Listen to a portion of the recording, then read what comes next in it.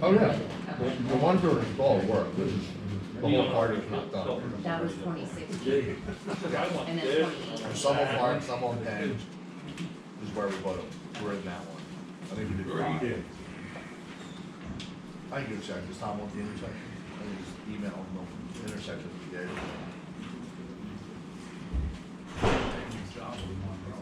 Thank you, outstanding.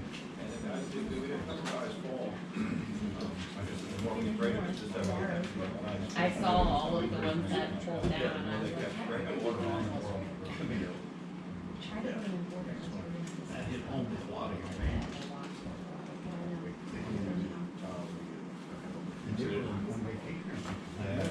Last Sunday. Yeah, that's one thing, our blocks down there, it's all the blocks. Stumbling. Everybody kind of, That's the feature thing, it's supposed to show that the reward is equal. I don't know necessarily how many traffic's on there, but at least I know it's only one time it's Okay, in the computer, it is 12 o'clock on the nose, and I'll call the meeting of the Fire and Police Committee to order.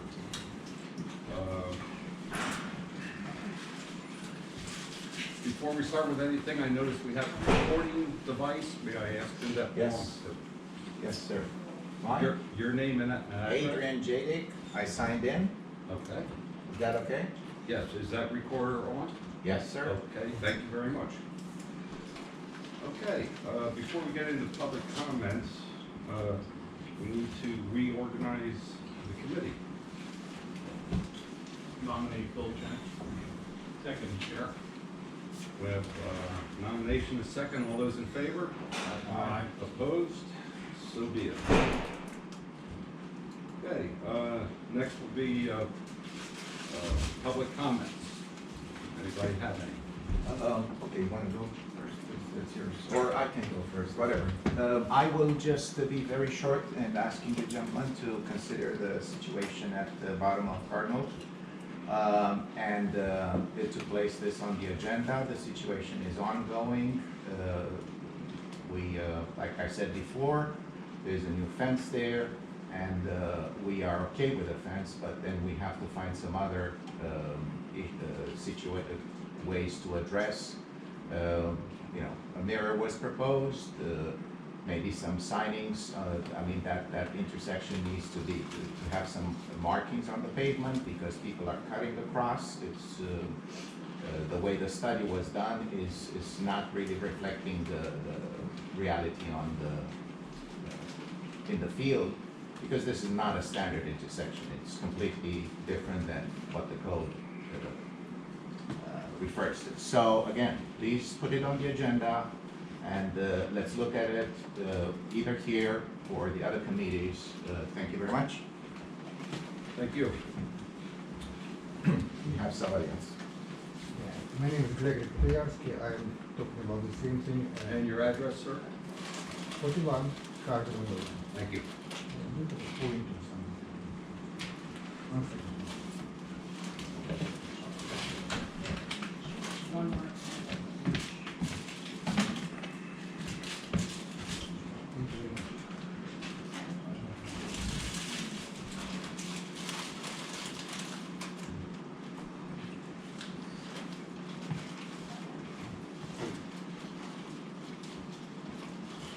That's it. We submitted a petition, several residents, about this corner. There's a tree here that blocks the side of view for motorists and pedestrians, for everyone. So cars running from here cannot see anything coming from here and vice versa.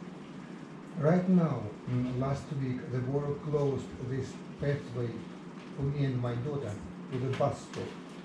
So we cannot use it anymore. This whole Cardinal Road doesn't have a sidewalk. So the child has to walk back and forth on the road.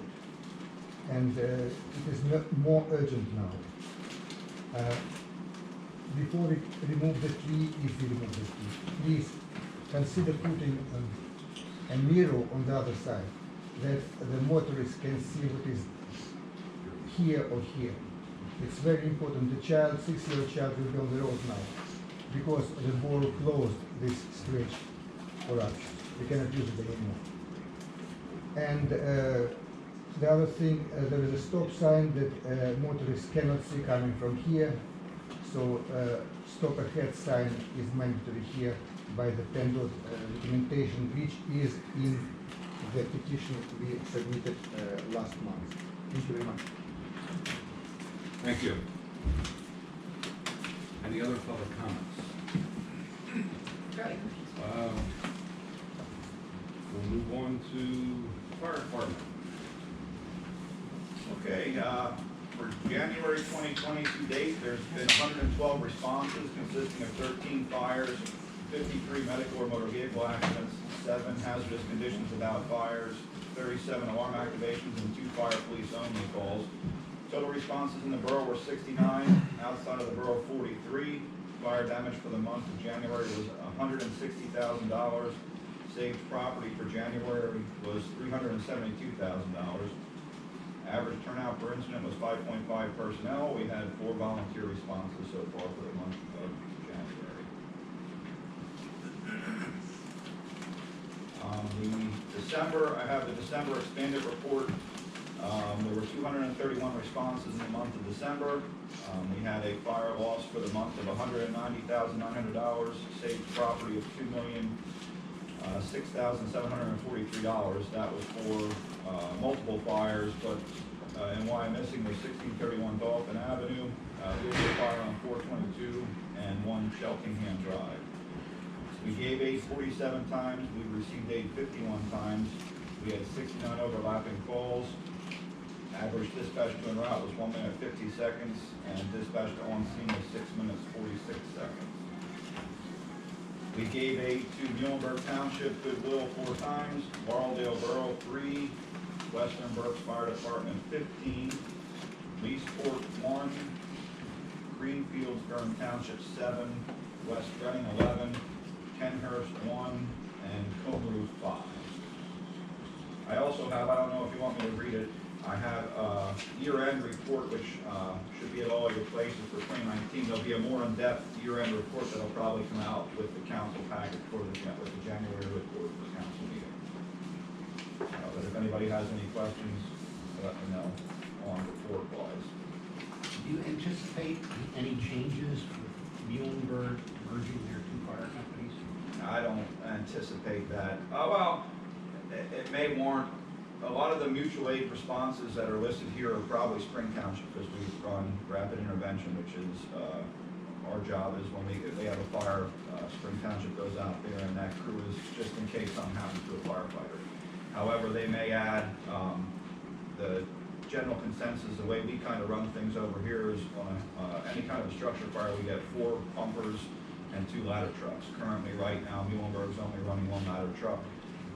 That may pick up, they may call Wyomissing for a second ladder truck if they don't call the city of Reading. The city of Reading will be closer, but I don't know what they're gonna do with the rough cars. But Muhlenberg does provide aid to Spring and Wyomissing as well. They run rapid intervention for us, or rapid intervention team for us. So it's definitely gonna be something to see what they do or how they change their run cars accordingly. If nobody has anything for the report, I just have a couple other items. The ladder truck projects in progress. The last pictures that were provided, the cab was pretty much fully constructed. We're looking at a final inspection for late March.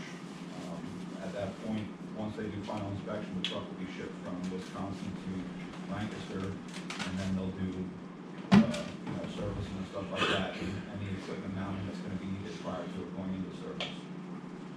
And we are in receipt of a FEMA grant in the amount of $13,426.46.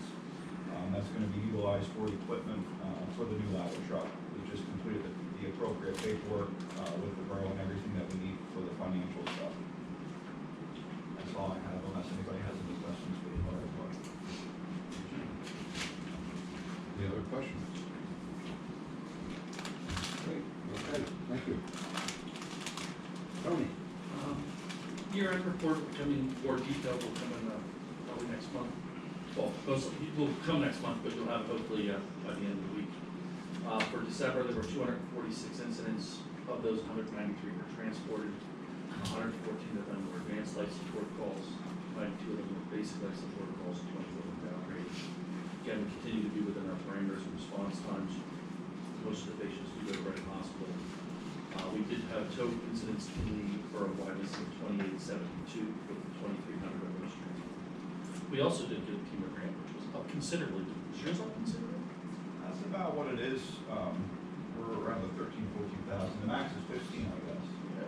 We got 9,142, which is up from usually we get about 7,000, which we use for different equipment on the animals.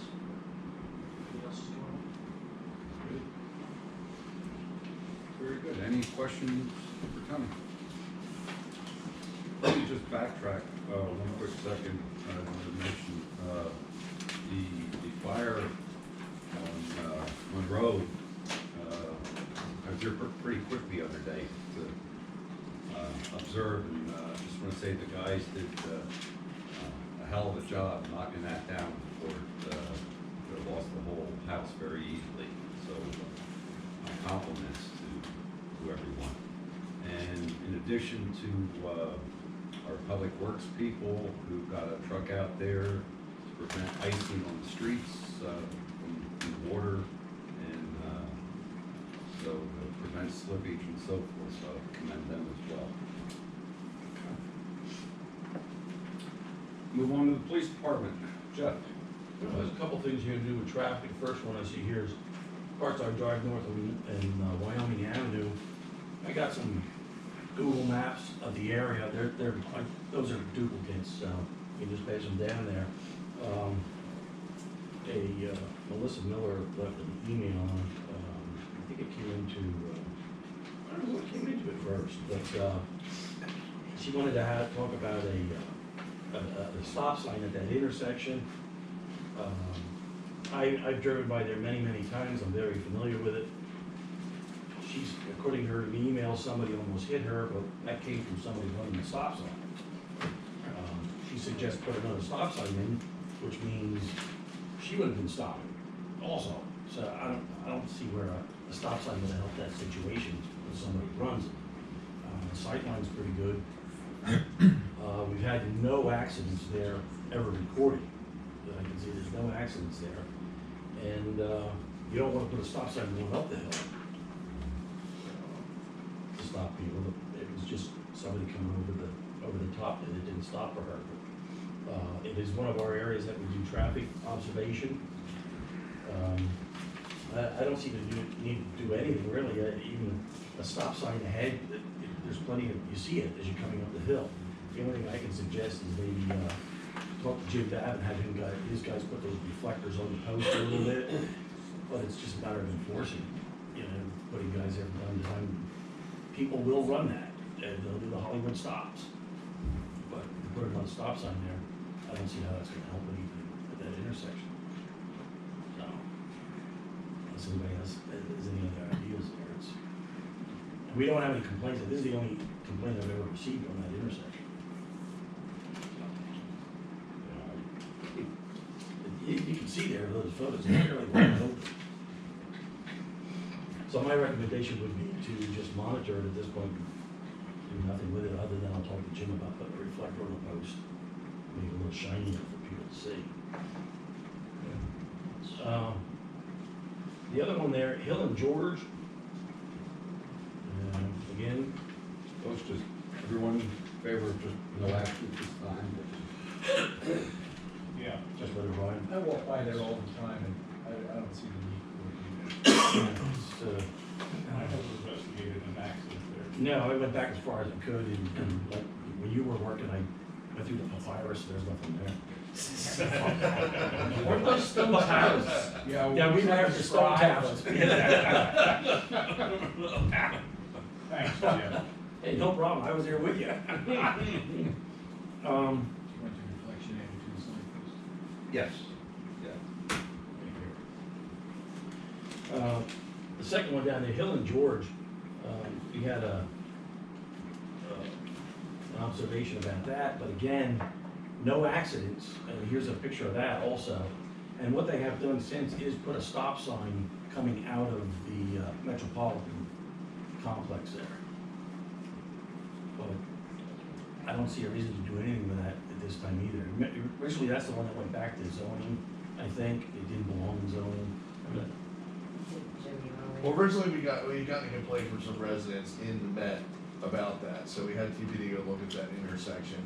In addition to, George Street and the rear alley I guess we call it George Street Alley that comes off of Byrne and then comes up and ties into George.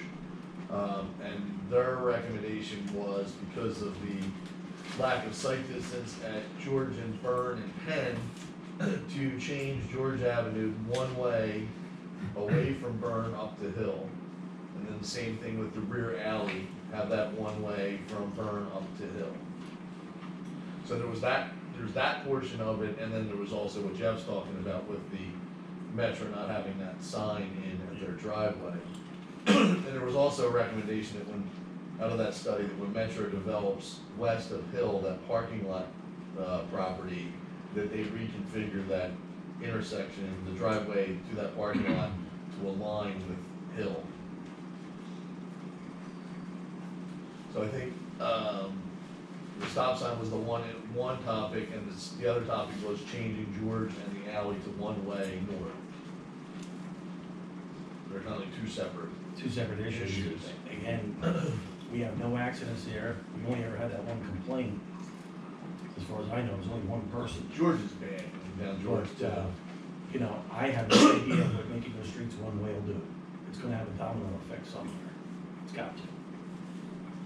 Well, basically, what we're gonna do is we're gonna put the traffic out on red, is the goal. To get those vehicles that are going out Hill, down George, and then trying to, pull out there and make the left on the Penn, or make the right on the Penn, and actually go down Reading and do it. Make the right at the light. I don't know where this committee wants to go with that. If it wants to go to infrastructure, have you guys look? I imagine you'd have to study it, They did. or it's been done. TBD studied it, that was a recommendation. Oh, that's the That was a recommendation. recommendation out of the study. It went to infrastructure first. Infrastructure said send it to F&P to get your input, and then they're gonna discuss it at their February meeting. But they wanted to make sure that they got the input of F&P before they even discussed it. Well, as long as the study was done, I guess. And I'm sorry, their recommendations, the TPD's recommendation Is to change George to be one way from the George Penn Burn intersection up to Hill by the Met. Is this the working pointer? Yes. So changing this section of George to one way, and then changing this alley to one way from Byrne up to Hill.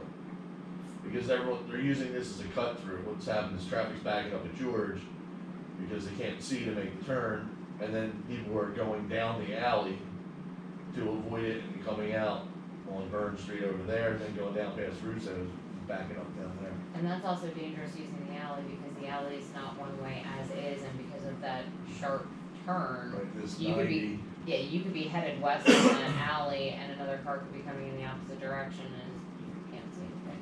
I don't think I've ever been on that alley. Is that paved? Yes. Yeah. It's paved, it's broken up pavement, so Broken up. combo. Concrete. And then essentially there'd be signage here so that when you're coming downhill, you know, it would be Penn Avenue to the left and, you know, local traffic only, because you're only gonna be able to go down here into the Met, and then that Gravelstone parking lot that I guess Customers Bank leases from Timochenko as overflow parking, and barber shop and those couple properties.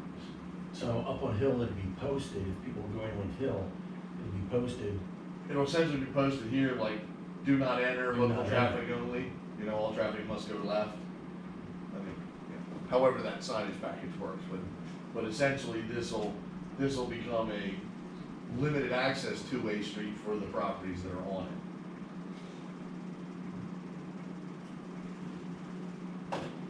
So it's based on the other agenda items, do we have an ordinance amendment that needs to address some of this parking in this area and also coming up for Berkshire Heights? And you could at a time, or you could do it all together at once. So when you feel like you're ready, maybe we could have like a working session to put that document together, and then bring it back before our committees for a recommendation to council.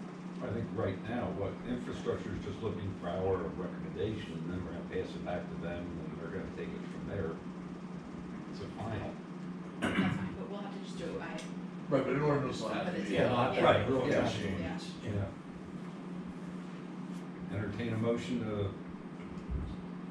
approve or deny and take it back to infrastructure. So move. Second? So that's a motion for George Avenue to be northbound one way, and the alley as well to be northbound one way. Are you approving or denying, John? Excuse me? Are you approving or denying? Approving. Have a motion, second? Second. Second, all those in favor? Opposed? So be it. Move back to infrastructure with our blessing. May I ask a question, Jim? Yeah. This is a stop sign thing, but on a different property. It's an internal one at the new Wawa. At the McDonald's end of the Wawa. So The parking lot is, no, this is internal. Oh, okay. The parking lot is divided, and there's a stop sign on the inside, but there's not a stop sign where the property abuts the McDonald's one. And I have observed cars coming around the back of McDonald's that exit, and a car on right across their nose toward Wawa. It just seems like that stop sign should be where the two properties meet instead of internally. You follow what I mean? Yeah, I know what you're talking about. I'm trying to think where that. I know what the stop sign. You're talking about the stop sign to cross that main access parallel to Penn. Like when you're coming from the pump side, Parallel. crossing over to the, we'll say the deli side. There's stops there, so that they didn't pull out into that. I know the McDonald's drive-thru. When you leave there, you're pulling out, and you like can't see the car coming behind you. But you're saying it's a car coming at you, like from A. Yes. When you take a look at that. Just seems like the sign ought to be at the other intersection. Yeah, we can look at that. Yeah. If it looks like it should be there, I'm sure they'd be cooperative with adding a stop sign. I can see that. I don't know if you need to add it, whatever. Yeah. Yeah, we'll take a look at it, and if anything needs to be removed, then we'll contact Wawa and Echoes.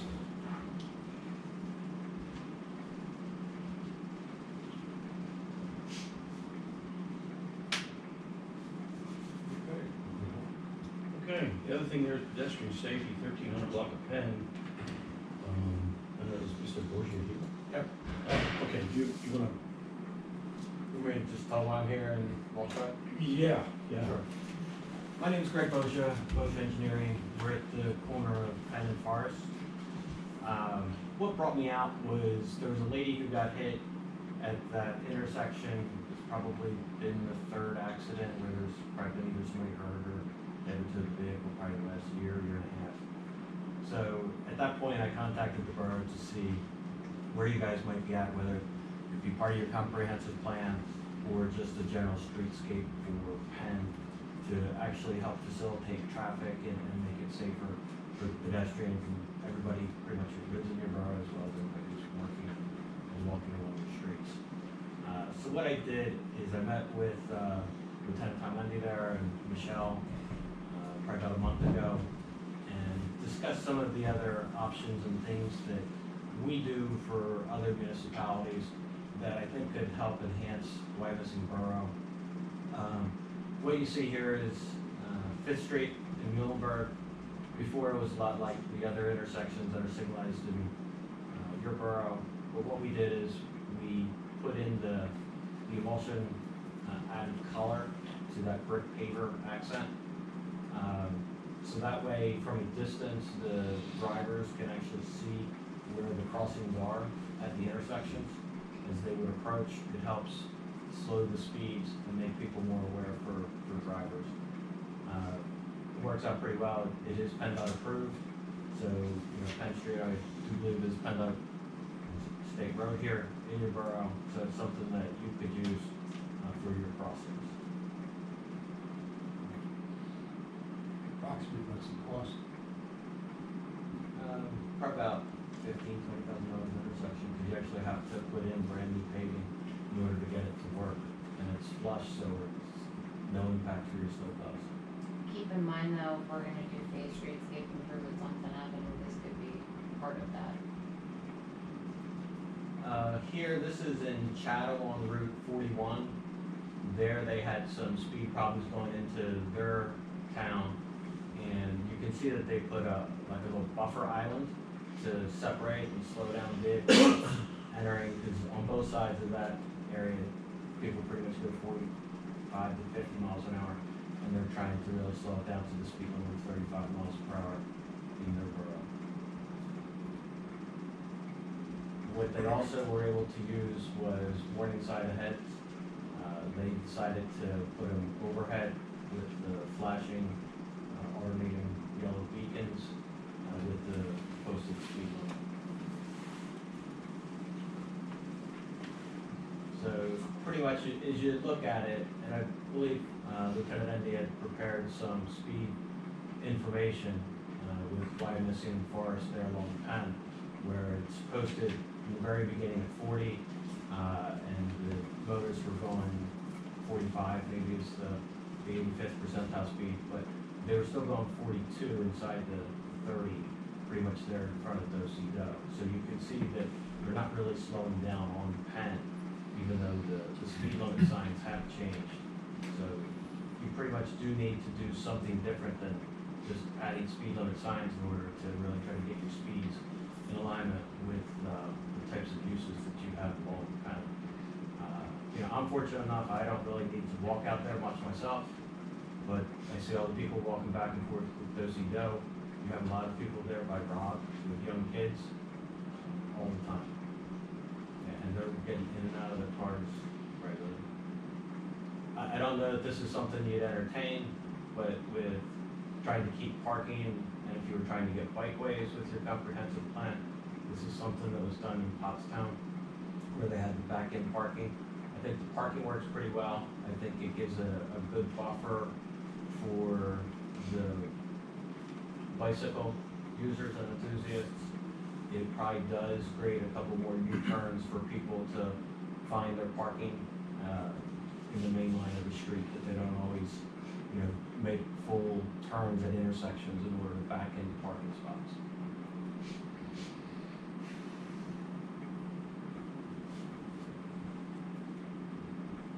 This is something that we did at the City of Reading, there by the Albaskov Garage, where before they had 4 lanes or 3 lanes receiving, and it was 2 lanes going in from each direction, whether you were on Washington, approaching 2nd Street.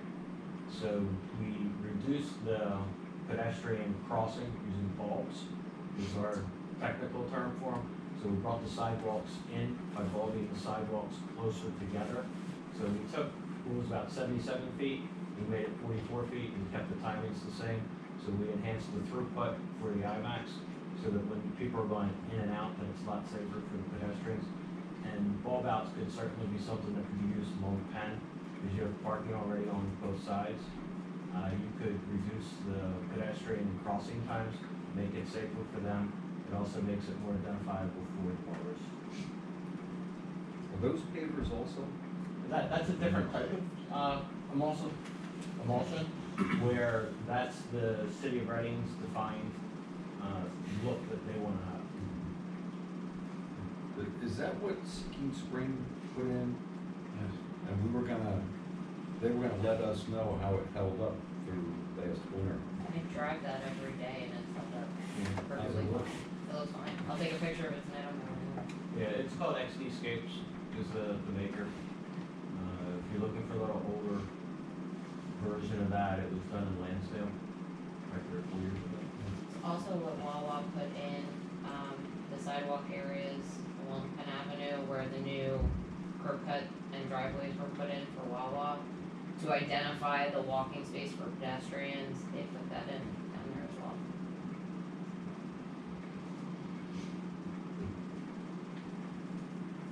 There seems to be more issues coming up with this. Yeah. Down there. It's a busy intersection.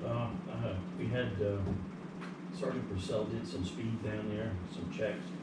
And as was stated, the average speed was like 34 miles an hour. But the 85th percentile goosed it up to about 40, which it's a 30 mile per hour zone. We can't start citing until they're doing like 41. Okay, are there some speeders in there? Absolutely. So it's a matter of us setting aside some time and doing some major speed enforcement. That's not a one-man job down there. It's gonna take at least two guys to enforce the speeds down there. Because there's no way we're gonna get out and chase somebody, the way the volume of traffic is. Ironically, we did a 5-year look back too at the accidents, back to from 2013 to November 2019. And we had 6 accidents recorded. Most of them have to do with people pulling out of Dos parking lot. Okay. And then ironically, after we looked at that, we did have the pedestrian accident down there, but she was not at that intersection. She was up further and went out between parked cars and got clipped. Just walked right out in front of the car, and that car was doing 30. So, he stopped right away. Never saw her. She came out between the cars. So. That's what we have as far as the police department's concerned. Could it be made better? Possibly, but I think, Mr. McCarthy, we also have to check with PennDOT, because we just can't be making changes without their approvals. No, we would have to go to PennDOT to get the approval to do that. Right, it's a highway permit type of work. Again, what drove me here is a week before the lady was hit, 2 young boys, they were probably between 12 and 15. One darted right in front of my car, going to do, the other was right behind my car. So I was only going 50 miles an hour because that's right where I turned. So I wasn't going to be the guy to really hit them. But you have a fair amount of pedestrian there. People can't see. The worst area is actually down the road from the post office. Well, that'll be the next request. Yeah, the post office. If this is all approved, then the post office will be requested, so keep that in the back burner too. The other thing is, too, there's some of these intersections that we've been shown, they're at intersections and they're illuminated with, the lights. We have none of that down there. At this point, to put a crosswalk in without anything extra is gonna give some people, I'm afraid, a false sense of security. I think you need those lights, and those warning signals if you're gonna do that on that piece of road there. I agree. To me, it looked like something that belonged in your comprehensive plan, so that you could have a design for the bulb outs. You would take a look at your lighting. It looks like your regular lighting for nighttime. You have about 3 different types of lights. So you're going to LEDs for that. I sent information to Michelle as far as PPL and how they could actually help you without having a lot of cost. And then the overhead lights that you're mentioning. But really, in order to get a more walkable community and to really bring it up to the speed and quality that Wyomissing likes to be, that's a project that really makes a lot of sense for the borough. Is this something we want to pass on to infrastructure? I think economic development should be part of that conversation too, and the planning commission. I know that was one of the projects we ballparked for the grant conversation 2 weeks ago, was to continue with West Reading and all the way out to the borough, but not just go to Fern and George, go all the way out and Avenue to the end of the borough. My concern with the overhead flashing lights is that it's gonna confuse people, because we got those flashing lights for the fire station. And that could become confusing to people. Those. Well, normally they're not overhead, I guess in Chatham, they Those got signs permission off to the go side. outside. I got permission to go over. Crossing with the lights that illuminate, or. If you look at Wyomissing Square, you see the sign, Yeah. Also, there along Fifth Street at Euclid, where they have the hotel that crosses, you might be able to take a look at that. That's relatively recent. We got that permitted with PennDOT within the last year. that could work at both locations. That would help you, because usually like when you enter a facility, like say they're at Forest, or if you have issues at a location, like the post office or the block, that's what we use those types of places as well. Okay. Why don't we table this and move it on to the other committees and, you know, at least get the ball rolling anyway and see what we can, alternatives that we have to, you know, what our options are. Okay, thank you very Great, much. thank you. Thank you.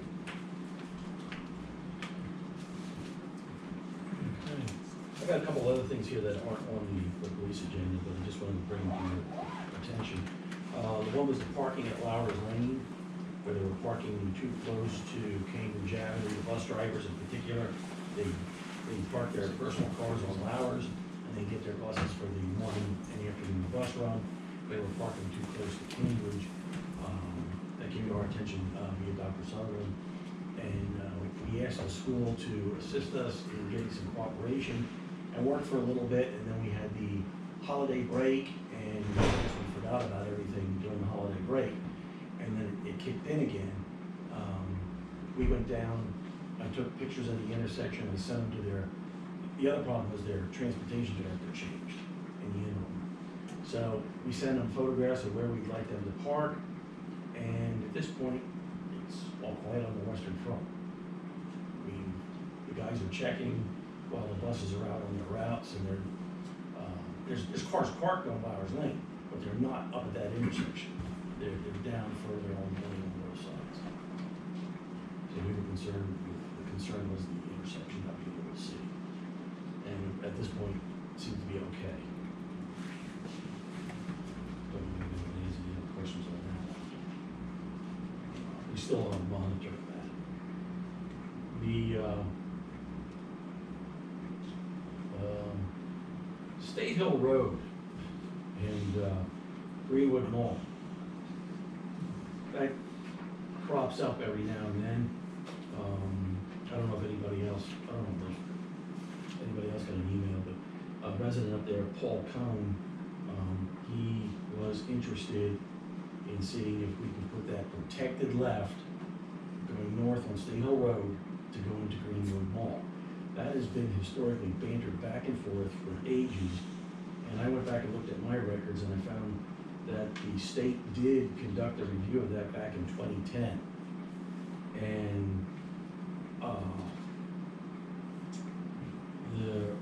Probably not enough left to warrant, right? it doesn't, what's that? There's not enough left turn No, lanes to it warrant doesn't meet the warrant requirements. Now, has anything changed in the traffic pattern from 2010 to 2020?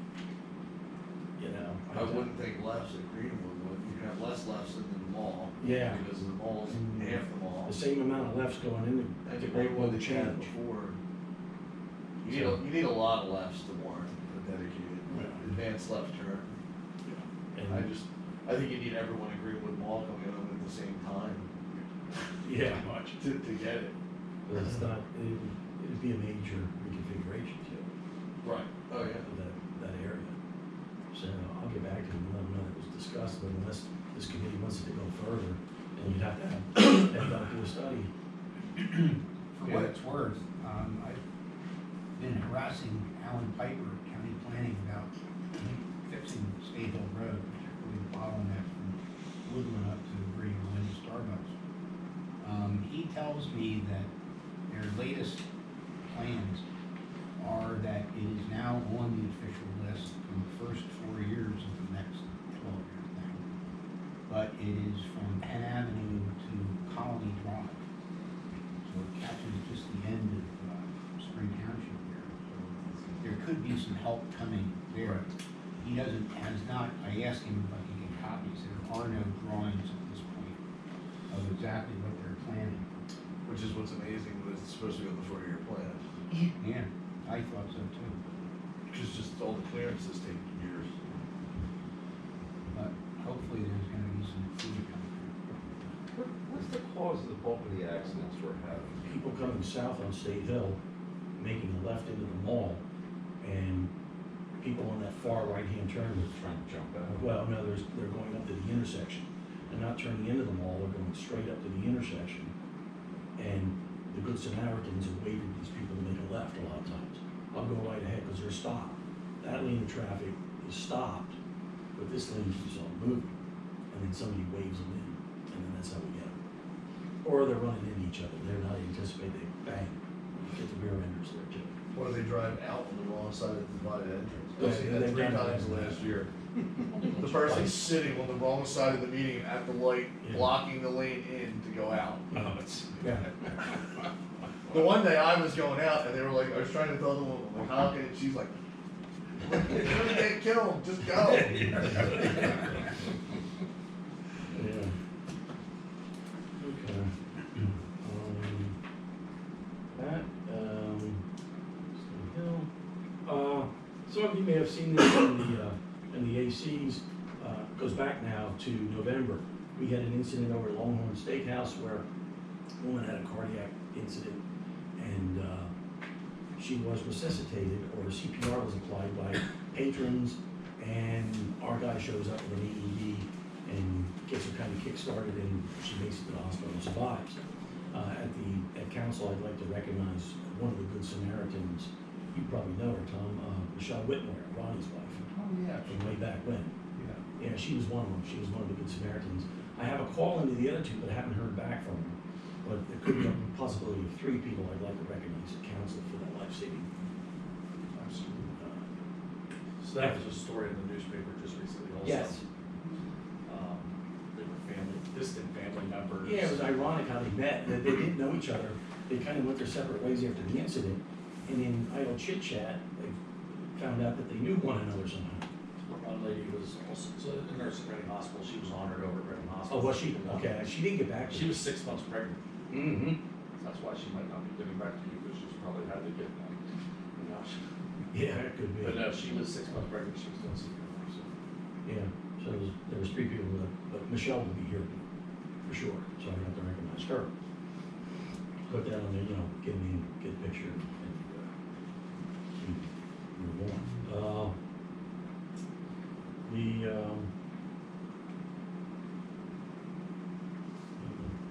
My annual report will be coming out shortly. I'm waiting on stats, the year-end stuff.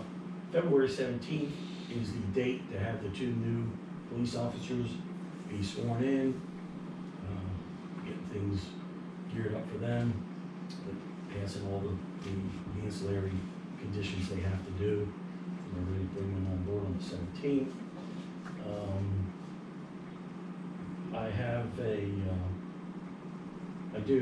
Mr. J brought up about Cardinal Road. We've been looking at that, just to give the committee a little bit more information. Again, there have been no accidents ever recorded there. And my suggestion would be at this point, if we were to do anything, would be to do the same thing we did at the other intersection, put a reflector on the post.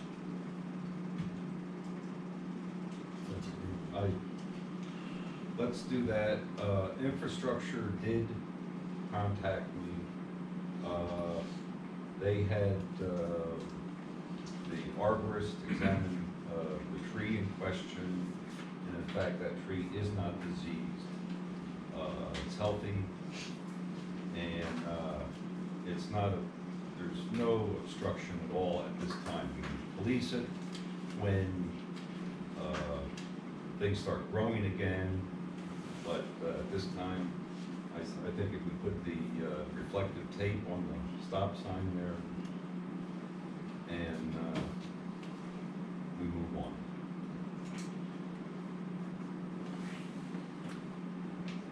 Any questions? Okay.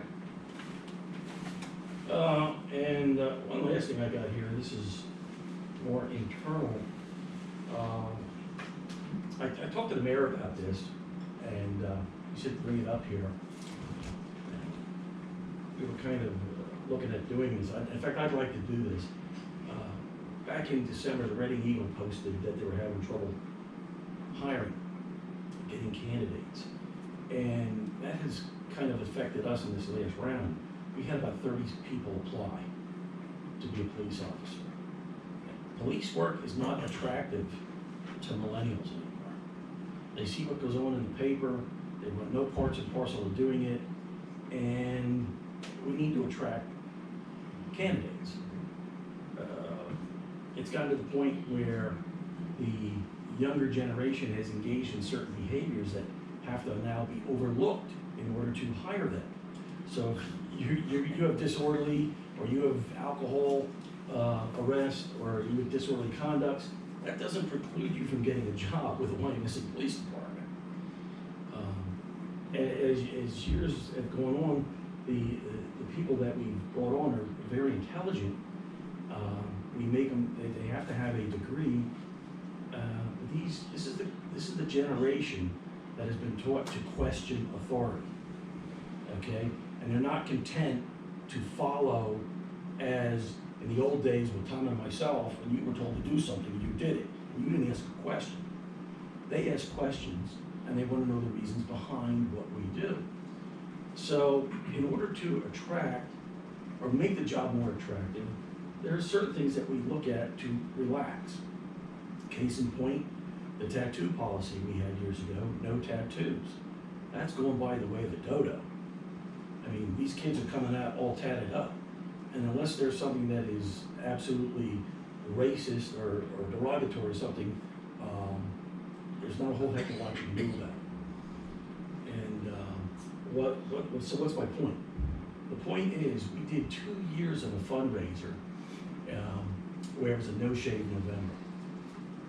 Based on that, I have a few people that had said, we really like that. In fact, we've had people that had beards that came on and shaved because of our policies. So what I'm looking at is to relax that restriction on the no beard policy. Now, I'm not saying you look like Grizzly Adams or any of that stuff. I'm talking about professional. You have a uniform, it's gotta be professional. Ergo, your facial hair also will look professional. Doctors have beards, lawyers have beards, teachers have them. The Navy allows beards. And it just makes the job maybe look a little more attractive to a millennial, that they can do something that in their personal life they like to do. My first thought was to open it up to everybody, but I'd like to maybe start slow to get, approval, and start with the criminal investigators if they so desire. I don't think a lot of guys are going to take advantage of it. They couldn't wait to shave after the No Shave November, but there are a few. In fact, one, the criminal investigator, has been asking, can he, sport a beard? I'm not talking about a soul patch or any of that crap. I'm just talking about a nice, close, trim beard, professional looking. And that's what I'm looking on to do. Like I said, over the years we had to do certain things. Like I said, the no tattoo policy, letting the female officers wear studded earrings. You gotta move with the times. If you go back to the days of Sir Robert Peel, they wore beards also. Okay? In fact, you look at our presidents up to a certain point in time, beards and mustaches. It's just different styles through the different years, and we're at that point now where we want to attract some people, and that's what I'm looking for. Bethany and I, we just looked at each other, and we both were thinking the same thing. We think, She it's a was a matter. beard. I was trying to say, that's just a girl here. No, I think this is just a matter for personnel. Personnel. Just need to, it'll can come out of there to update, whatever policies and procedures. If they want to amend that. Can it be managed to determine what is acceptable and what's Oh, not? yes, because this didn't come out of a vacuum anywhere. I've been looking at other places, and they have, some are bigger cities have policies in place, what it should look like, how it should conform. So yeah, we'll take a look at other policies that are out there. And like I said, I just started with a criminal investigator. But right now we have a criminal investigator that does look kind of scruffy, okay? But he's working a lot of plainclothes stuff at the hotel motels, and if you saw that big bust a week or so ago, that comes from some of our intel from our guys. So he looks kind of mangy from time to time. But, just talking about the other the criminal investigators at this point that are in a suit and tie. Just as a point of reference, I think fire guys, you say no because of breathing apparatus. Right, that's Yeah. because of the, and then we have a policy in place even for mustaches, the lengths and stuff like that, to comply with the, being acceptable for the OSHA standard for respirator. What do you guys do, Tony? Same thing, they can have a beer, but they still have to be able to wear their N95 mask. Which is a lot less conforming than the SCBA, it's just, So do you need to take it effective because of their gas masks that police wear? Right, yeah, I'm looking at the investigators at this point. I mean, we can expand it if it looks okay, you know, but at this point, I'm just looking at the investigators. Okay, move the personnel. You want to do that? I can work with you, you wanna? One person, It's, third Tuesday. Yeah. third? Next one's February 18th. I'll get something together. Get it to you. February 18th. February 18th? Chief, you're right about the tattoos. I used to have on including that and those tattoos. You don't have, I wouldn't even have waitresses, exactly. you know. Things change. You wouldn't have them if you kept some of those things. Some of them are all right. Not most Yeah. of them. You know, it's a shame, you look on Facebook and some of these other medias, you know, and now that with the cameras and the phones and all this, I mean, the public's out there trying to start something with the police officers. They're trying to incite them and so forth and engage them. And I'm sure a lot of people are saying, why do I want to go through this for? Well, that's what, yeah. You know, It's just one little thing that, you know, when they're not working on stuff, they got a little beer or something like that. I actually talked to some other people and they said it didn't bother them one way or another. You know, it did not bother them. So, but if it goes to personnel, Yeah, me too. I'll have something for you for personnel. Pushing everything on those other Well, thanks. Well, you know what, let me backtrack. I appreciate it to go to personnel, but is it gonna die of personnel, do you think, or, I mean, are we seriously gonna look at it? Yeah. It's just a matter of needing to update that with the facts and planning. Okay. Okay. I still think it's a matter of image, Jeff. Well, I thought so too. I'd like to see a guy in uniform, I like to see clean shaven, a haircut, and well groomed, because you're representing the law, and you're representing the community. And, you know, if you have a problem with the beards, and I think if you talk to Dave Boucher. Well, let's just say you, I, and Dave are from old school. That's right. We know, and it's hard to flip that switch. Yeah, well, I still think, you know, the image that you wanna project is that of a quasi-military operation, is what we have here anyway. And if you get somebody that decides that he's not gonna cut his beard, and he's got one, and they file a grievance, now we got that to deal with. And you know, when you get the FOP involved, what that's gonna be like. Yeah. So, you know, if you never start it, you don't have to stop it. Right, well, we would have stands, but on the flip side of that too, we get somebody from another religion that maintains a beard, we got a beard. Well, that's why it's important to Yeah. make sure there is the standard that's approved. Yeah. It's not just a casual, like, let's change the terms and conditions of the. Yeah, because there are some of those police departments that you see them where the guy doesn't even wear a police hat, he wears a turban. Sikh, yeah, sure. Yeah. So, okay. I don't know, just my opinion. Yeah. Nothing. Oh, other than, this morning we had some vandalism in the museum grounds, which is in the borough. It's not our park lane, it's the new path they put in, the new macadam path, comes up onto, Trent. Somebody decided last night or the night before to go through there some benches, and they busted a statue, and, broke some other things at the museum. They must have been going through the museum's house. So we're looking at 6 figures worth of damage, and one of these things was a sculpture. 6 figures. That's what they, according to the artist, it's at least 6 figures. It's a granite statue when you come off of Trent and take that macadam path down there. And they've got bric-a-brac all over the place down there. Somebody just went through there wrecking stuff, and that was part and parcel of one. So in case you hear that. Jesus. Yeah. Okay. Anybody have anything else for Chief? Thank you. I don't know that it's for the chief specifically, but, I have been approached by Greg Heflin from Brickstones, which is the developer that's responsible for the vacant retail section of Wyomissing Square. I will be getting a building permit application tomorrow morning to fit out that 30,000 vacant square foot space, which is great news. Along with that, they would like to revisit the request from 2013 for a mid-block crosswalk from that retail space to the parking lot across the street. And Pat and I had discussed last week, since Wawa has opened, we've seen a lot of foot traffic going from the knitting mills to Wawa and back and forth. It would be another location for a mid-block crosswalk. If the committee's in favor of, making some type of approval to allow those crosswalks, the developers would first have to conduct a study.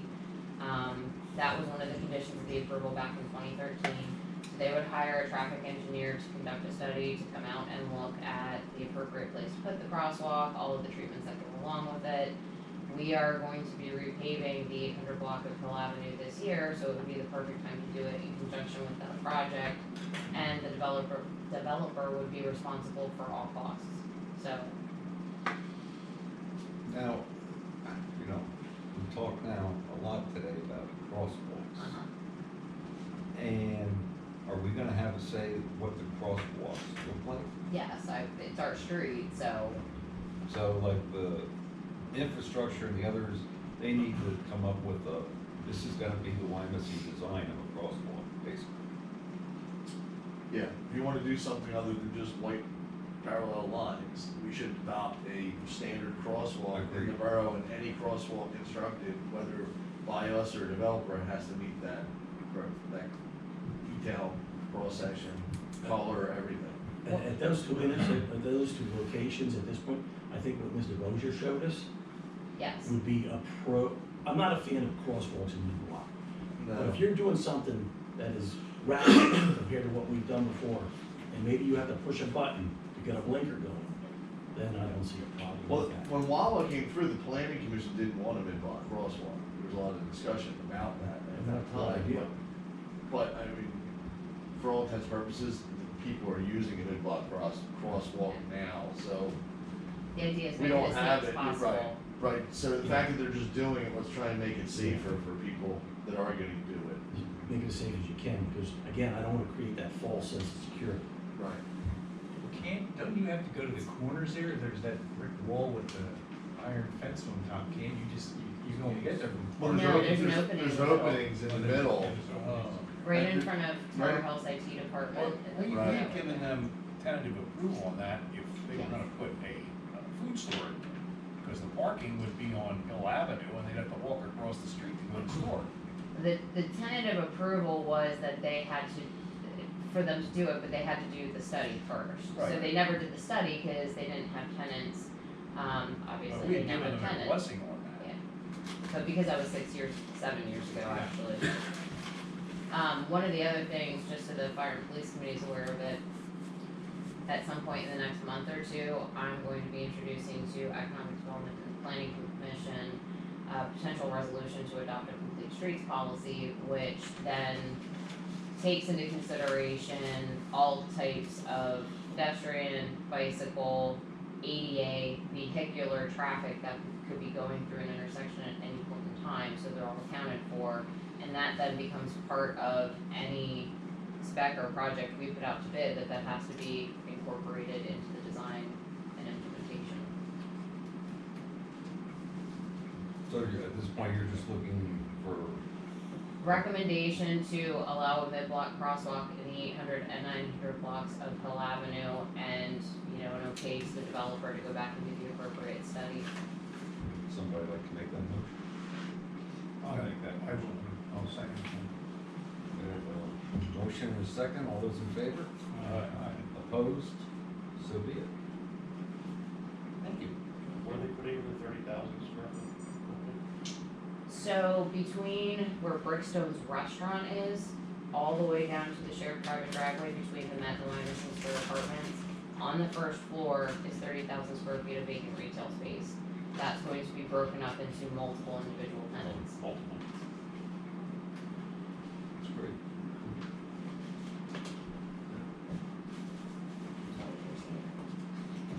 Okay, 4th Street. You want to take this one or should I?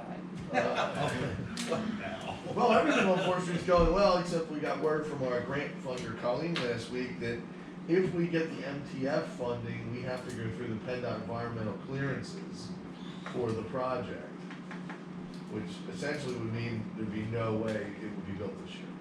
But we have to have it built this year. I haven't had a chance to talk to Jim about this yet, but the environmental engineer that got the clearances for the knitting mills to do the environmental remediation, he reached out and invited me to be part of a panel discussion with him at a Brownfields conference in State College in March. So since I now have the connection, I was gonna see if he can pull any strings with PennDOT to try and get us expedited clearances. I mean, that's part of what our presentation is about, the G process and how we went through that. So I mean, I can put the ask in to see if there's something we can do to make that go quicker than typical. I can also talk to Jenny Granger, but I can't make any promises. So initially, Brian, well, the alternative is to not use the PennDOT money. Yeah. So if we don't get the PennDOT grant, then the DCED 2 million that we have granted to us already, that doesn't require this, so that can be used. It's just if we were to get that $1.3 million PennDOT match, or not match, the $1.3 million PennDOT grant, to use that money, we have to go through the environmental clearance, which initially District 6 told us we could not. Or District 5, sorry, we're going to too many different PennDOT places. District 5 told us we did not need that for this program. So can't we use the 2 million to start doing the gully and fix that up and then try to get the rest for the Well- flat part? Well, that was the one thing, we could essentially do everything from Dr. Abu's steps all the way out to Willoughby's, because, and then try and basically split the projects, I think is what we have to do. Say we're gonna use the DCED money for 4th Street itself, you know, what's gonna be borough right away when we're done, and the right of way acquisition, and then use the PennDOT money for the work on North Wyomissing and Park Roads would be probably the way to get to the finish line, but we just, what did we let this out Thursday afternoon, Friday? It was the end of last week we found this out. So Michelle and I are actually gonna meet after this and kind of strategize, but it's kind of hit us all quick at the end of the week. Is this gospel or is this? That's what I'm gonna find Well, out. that's what we wanna find out from PennDOT, is there any way around To this? say, hey, we were told this is, we don't have to get this stuff. Colleen's saying it's gospel, and I mean, Colleen, our grant writer, obviously has a wealth of experience with these programs, so I'm quite positive, yes, it is a requirement. The question is, can we either do something to expedite the review, or lessen the requirement, or something else? There's right away, there was environmental and right of way clearances, but right of way clearance is not an issue. We don't need any right of way for the PennDOT work. That was just. You asked the question up front, we asked this question when we even applied for the grants, and we were told we didn't need to go that route. So to make a long story short, you're gonna straighten it all out. We'll try and wave our magic wand, John. Pay extra for the wands. I mean, had they told us that last year, we could have had the environmental clearances started last year. I mean, they'd be done. Okay, thank you. Keep us now you understand why why it took Wawa 9 times to get their pen on Yeah. it. Ah, sorry, I jumped over you. Yeah, another traffic situation.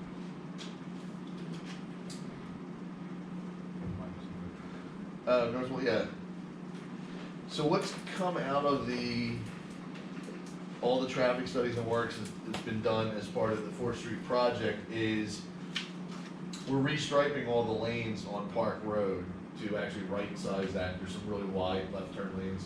But the biggest thing is to have a dedicated right turn lane, so when we come over the bridge, past VF, you immediately have a full length right turn from there all the way up to the light for people to just go in and get on our new bypass road. And that's one of the biggest things pulling traffic off the Park Road. And we feel people will say, well, I don't have to wait at that light, I'm gonna go this way and not go down Park Road.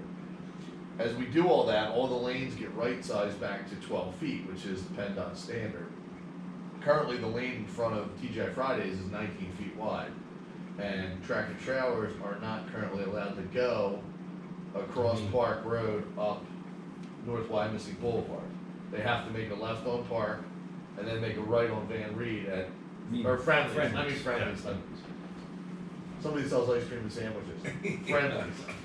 So, right now the trucks drive over the sidewalk on both the Friendly side, and they require cars to back up the other way. So the recommendation coming out of everything is to open North Wyomissing Boulevard back up for the tractor trailer trucks going up to Palmer. I guess the biggest, from what I've heard, and I think Jeff kind of had this background, was that was changed years ago because Cott was up there running trucks back and forth all day between their building up by my office and their other building down the road, which now Palmer, I think, has 3 or 4 trucks a day. I don't see too many of their trucks come past our office. So that was something that infrastructure wanted F&P to weigh in on, whether we support letting trucks continue, changing it so they go up North Wyomissing Boulevard and not requiring them to go park up Van Reed. There was a lot of heat given to from the residents that live there. Oh, I'm sure, a couple hundred trucks a day And from going the up the Wilson street. School District, from the elementary school. Right, but now the elementary school's Yeah, the closed. elementary school's gone, but we still have a lot of residents there. Right. That elementary school is like a preschool. It's a or private Yeah. something. It's still preschool, there. right? Yeah. Through the Wilson School District. When it was A Street before Cott, they also were using, the old textile machine works. Oh, okay. They had warehousing there. I don't think they have as many trucks going up there today as they did before when A Street was in there. Yeah, there's not that many trucks going up there, now, just from what we see. I think it was principally going over to the textile machine works building, they were using it for warehousing, because we need, it's obviously parking space. Right, right. The other thing, I think I asked, can that road take it? There's not that much traffic anymore, but will truck traffic beat that road up? I don't think we're talking about that many trucks. Yeah. Is there currently a restriction Yes. Yes. Trucks. From the intersection. It's just, of Park Road all the way along? no, just park to Van Reed. From Van Reed to State Hill, trucks are allowed. So again, that's an ordinance matter. Right. To restrict it or remove restrictions. Could we do like, a temporary study and we can see if we start getting complaints or? We could. I mean, the one thing that's gonna change is you come off the bypass on North Wyomissing now, you're not gonna have that double left. You know, right now you have the you have the left turn lane, then you have a left straight, and then you have a dedicated right. You'll have a dedicated left, a dedicated straight, and a dedicated right when we're done all the work over there for the 4th Street project. You wanna bring that up again? I was just saying, you can't do the temporary mayor's proclamation for this type of change to the traffic pattern. It has to be a full study and then, we can change the ordinance. I don't think we have any other choice, because if we wanna make this traffic pattern work, Right. and forcing people to right and take them down, alleviate some of the pressure on Park Road, we're gonna have to do it. Yeah, we're gonna have to do this where we're gonna have to essentially acquire the friendlies. You know, and that's a big, Oh, yeah. hopefully, you know, that's not gonna be $35,000. No. You say about 3.5 million. Plus everyone likes to go there for Plus I breakfast. like ice cream. Yeah, plus the ice cream's good over there. It's with the mayor's temporary transformation board to do it, you have to go through the full process. This type of What do restriction. those curves look like? Those gotta be beat up. Oh, they are. Well, actually, what happens now is the truck comes up and turns, and if somebody's sitting there stopped at the light coming down the hill, they have to back up like 80 feet for the truck to even finish the swing going over the curb. But I guess they clipped that pole there a couple times Oh, on they the hit all friendly's those corner. poles. Yeah. Well, they get the trailers have gotten longer too.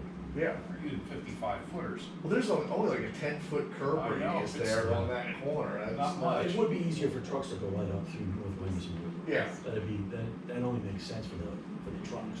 You know, we You're got gonna get any blowback from the residents? You know, and I guess the problem I heard was from a lot of residents were when they put the brake retarders on coming down the hill and you get the. Yeah, they do the Jake brake. thing, Right. Yeah. So, you know, maybe we can talk to the businesses up there about, you know, have them, they can come up North Wyomissing Boulevard, but have them go out, Spring Street instead of going out North Wyomissing Boulevard.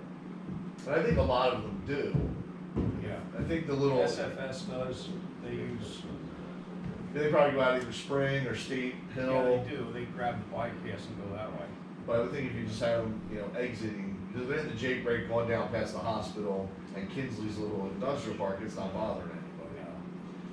Does the ordinance have to come out of this committee? Yeah, the recommendation, if you'd like to see us put it together and then next month you can make the recommendation for it. But if you're. Yeah, we have time. Oh yeah, we have till, you know, we have till we open up that new road. So. That should be relative- Well, you have to advertise it all. You're probably what, 90 days, It's very Bethany? simple. Yeah. Yeah. 90 days to pass it? Yeah, Oh, it's So we have very simple. plenty of I mean, time. there's a lot of, but you have a lot of, you know, relatively simple traffic stuff that you know, have thought about and, you know, I'm thinking it makes sense to do it all at once. You know, so maybe I can start putting that together with Jim and Michelle, including the George, Street and Alley, the one-way, putting that together. Is that Or okay you with can do them? it piecemeal. It makes sense to do it together, you Yeah. know, all those advertising costs. Yeah. I think one of the important things is if we get, somebody gets a hold of the different companies, Palmer's, SFS, and just tell them what's gonna happen, and please respect the residents of the speed and then not use the brake retard, Jake brakes, all that kind of crazy stuff that they do. Probably go a lot easier. Yeah. They'll tell you that they're independent truckers, but they Yeah. can do it. Well, we have that other one that's in the old warehouse now, the old Petrie warehouse, and that independent trucking company, R&K Well, Transportation. that would be the other thing, because do we have a brake retard ordinance, like in the borough, you can't use them or anything? I'm not familiar with I them. don't think we do. I know other municipalities. Other municipalities do, I don't know if maybe that, I don't know if that's something we wanna think about. I don't think you can do that on the street though, can you? You have to do a borough-wide? I've never really done one, they've always been in existence, but. I've done it different ways, Okay. so, but we can maybe circle back on that and make a recommendation for that ordinance. Because we may at some point wanna do what we did with Wellington on that road, being that that's so wide as well, and that. That's, in that yeah, block that's, up there. that's worked out well over there, that Wellington's worked out very well. I'm sure speeds have to be down versus before. They are. A couple of people who live there told me that, they're happy, it looks nice and it's done its It's not job. like Daytona anymore. It's not like Daytona, lining up with a checkered flag. Okay. So I think we have marching orders to start preparing an ordinance amendment for that and include an option for Jake brakes on North Wyomissing Boulevard as well. Go ahead. Great. Is anything else? No, I think that's all I have. Okay. Pat? Sir, the long-awaited animal rescue league contract was finally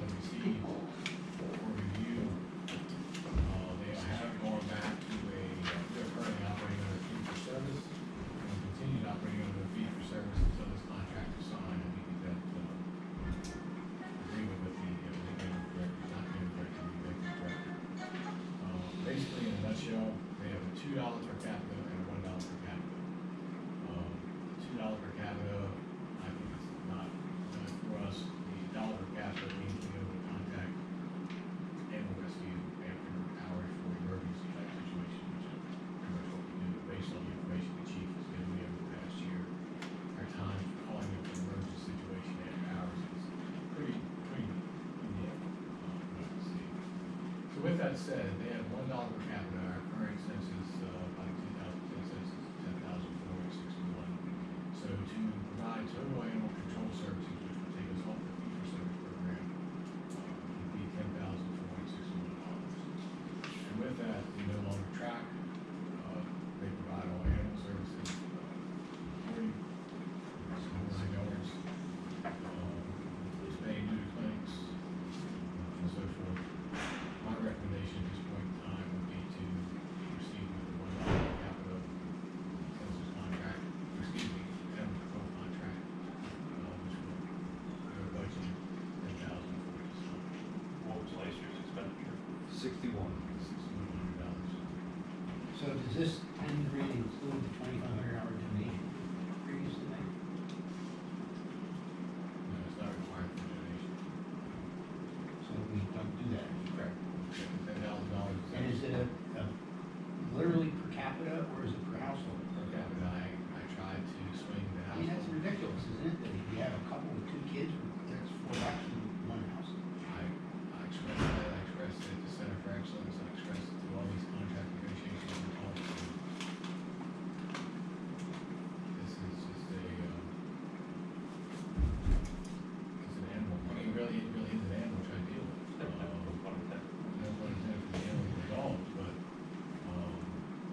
you don't do anything, in the contact with people who go bankrupt, we need to have those services available to the citizens to deal with this, and really, there's no other game in town.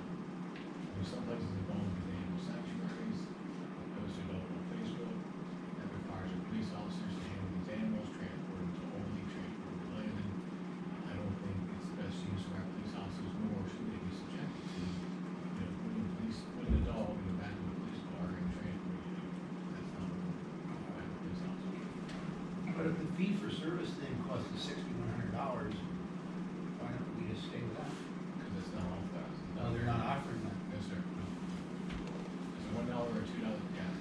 Now, if I read this now, on the $1, now, that does not include though, if we happen to come across a stray or non-emergency situation, they don't. It's on whether we classify it as an emergency.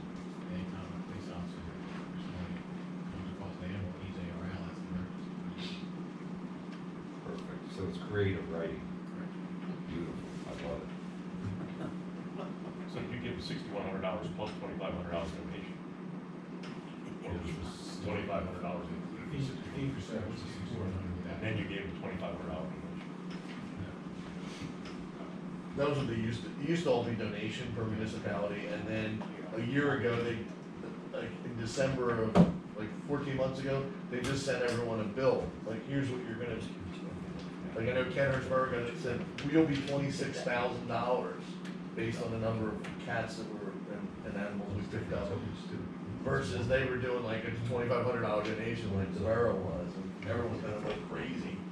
Because, your budget's already done when they send everyone this new fee matrix. Doesn't sound like having options.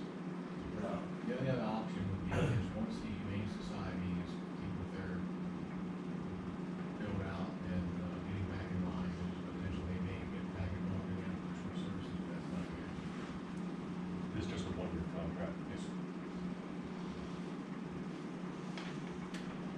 I move we accept it. Motion, a second, Second. all those in favor? Aye. Opposed? Reluctantly, so be it. What are you gonna do? They got us by the non-neutered.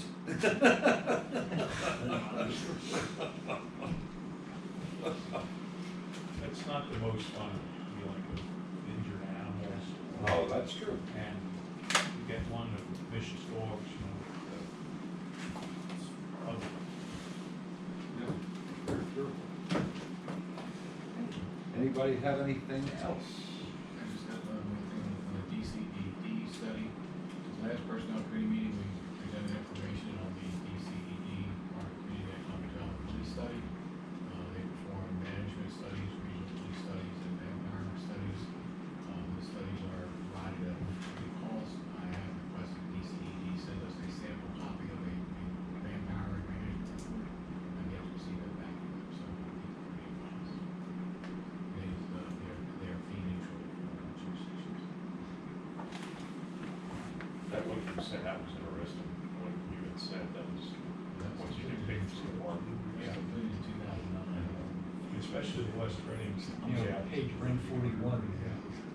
That was, I went right to that date. It's Yeah. And even, and that was very, what, and even the demographics at West Reading have changed considerably since that report was written.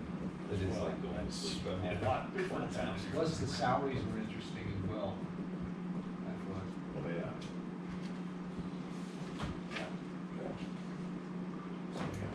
Anybody have anything else?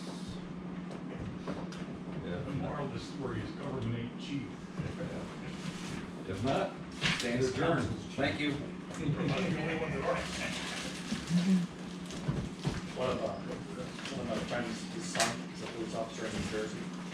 And 5 years, his 5-year salary, $117,000. And you can have a tattoo. And a beard. They have a beard. No, I don't think you can have a beard. This is northern Jersey. Southern Jersey, you can have a beard.